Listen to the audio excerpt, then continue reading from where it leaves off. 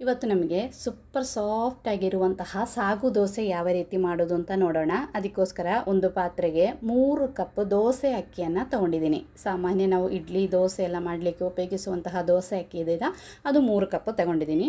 ಇನ್ನು ಬೇರೆ ಒಂದು ಪಾತ್ರೆಯಲ್ಲಿ ಯಾವ ಕಪ್ಪಲ್ಲಿ ನಾವು ಅಕ್ಕಿ ತಗೊಂಡಿದ್ದೀವೋ ಅದೇ ಕಪ್ಪಲ್ಲಿ ಅರ್ಧ ಕಪ್ ಸಬ್ಬಕ್ಕಿ ಸಾಗು ನಾವು ಪಾಯಸ ಎಲ್ಲ ಮಾಡಲಿಕ್ಕೆ ಉಪಯೋಗಿಸ್ತೀವಲ್ಲ ಅದನ್ನು ತಗೊಂಡಿದ್ದೀನಿ.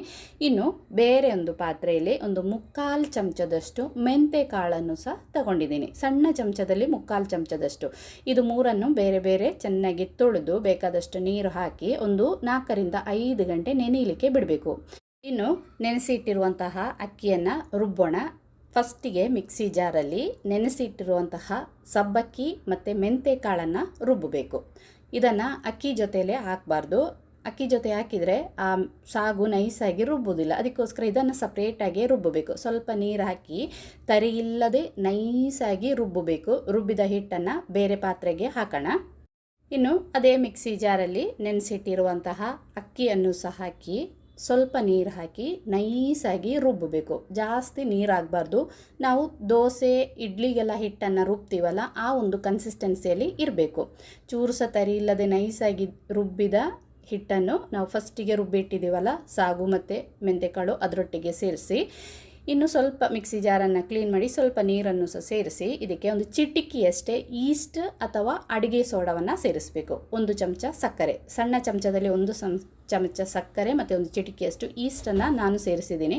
ನೀವು ಈಸ್ಟ್ ಉಪಯೋಗಿಸೋದಿಲ್ಲ ಅಂದರೆ 1 ಚಿಟಿಕೆಯಷ್ಟೇ ಅಡುಗೆ ಸೋಡಾವನ್ನು ಸೇರಿಸಿದರೆ ಸಾಕು. ಇನ್ನು ಒಳ್ಳೆ ಮಿಕ್ಸ್ ಕೊಟ್ಟು ಒಂದು 6 ಗಂಟೆ ಇದನ್ನು ರೆಸ್ಟ್ ಆಗಲಿಕ್ಕೆ ಬಿಡಬೇಕು. ನಾನಿವಾಗ ಬೆಳಿಗ್ಗೆ ತಿಂಡಿಗೋಸ್ಕರ ರಾತ್ರಿ ಇದನ್ನು ರುಬ್ಬಿ ಇಟ್ಟಿದ್ದೆ. ಬೆಳಿಗ್ಗೆ ಆಗುವಾಗ ಹಿಟ್ಟು ಚೆನ್ನಾಗಿ ಉಬ್ಬಿ ಬಂದಿದೆ. ನೋಡಿ ಎಷ್ಟು ಚೆನ್ನಾಗಿ ಹಿಟ್ಟು ಉಬ್ಬಿದೆ ಅಂತ. ಇನ್ನು ಇದಕ್ಕೆ ರುಚಿಗೆ ತಕ್ಕಷ್ಟು ಉಪ್ಪನ್ನು ಸಹ ಸೇರಿಸಿ ಒಳ್ಳೆ ಮಿಕ್ಸ್ ಕೊಟ್ಟು ಆಮೇಲೆ ಒಂದು 10 ನಿಮಿಷ ರೆಸ್ಟ್ ಆಗಲಿಕ್ಕೆ ಬಿಡಬೇಕು. ಆವಾಗ ನಮ್ಮದು ಹಿಟ್ಟು ಇನ್ನೂ ಸ್ವಲ್ಪ ಸಾಫ್ಟ್ ಆಗುತ್ತೆ. ಯಾವಾಗಲೂ ನಾವು ಹಿಟ್ಟು ಮಿಕ್ಸ್ ಮಾಡಿದ ತಕ್ಷಣವೇ ದೋಸೆ ಅಥವಾ ಇಡ್ಲಿ ಮಾಡೋದಕ್ಕಿಂತ ನಾವು ಉಪ್ಪಾಕಿ ಮಿಕ್ಸ್ ಮಾಡಿ ಒಂದು 10 ನಿಮಿಷ ಬಿಟ್ಟರೆ ಇನ್ನೂ ಸ್ವಲ್ಪ ಸಾಫ್ಟ್ ಆಗುತ್ತೆ. ಅದಕ್ಕೆ ನಾನೀಗ ಉಪ್ಪಾಕಿ ಮಿಕ್ಸ್ ಮಾಡಿ ಒಂದು 10 ನಿಮಿಷ ರೆಸ್ಟ್ ಆಗಲಿಕ್ಕೆ ಬಿಡ್ತಾ ಇದ್ದೀನಿ.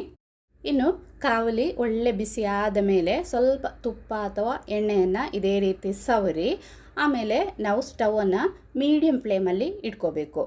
ಹಿಟ್ಟು 1 ಅಥವಾ 1.5 ಚಮಚ ಹಿಟ್ಟನ್ನು ಹಾಕಿ ಜಾಸ್ತಿ ದೊಡ್ಡದಲ್ಲ ಲೈಟಾಗಿ ಇದೇ ರೀತಿ ಸ್ಪ್ರೆಡ್ ಮಾಡಿ ಸಣ್ಣ ಸಣ್ಣ ದೋಸೆಯನ್ನು ಮಾಡಬೇಕು. 1 ಸೆಕೆಂಡ್ ಬಿಡಬೇಕು. ಸ್ವಲ್ಪ ಹೋಲ್ಸ್ ಎಲ್ಲ ಬರುತ್ತೆ ಮೇಲೆ ದೋಸೆ ಮೇಲೆ. ಆಮೇಲೆ ಮುಚ್ಚಿಟ್ಟು ಒಂದು 2 ಸೆಕೆಂಡ್ ಬಿಟ್ಟರೆ ಸೂಪರ್ ಸಾಫ್ಟ್ ಆಗಿರುವಂತಹ ಸಾಗು ದೋಸೆ ಇಲ್ಲಿ ರೆಡಿ ಆಯಿತು. ಒಳ್ಳೆ ಟೇಸ್ಟ್ ಇದು. ವೆಜಿಟೇಬಲ್ ಕುರ್ಮಾ ಮತ್ತು ನಮ್ಮದು ಬಟಾಣಿ ಕರಿ ಜೊತೆ ಎಲ್ಲ ಸೂಪರ್ ಆಗುತ್ತೆ.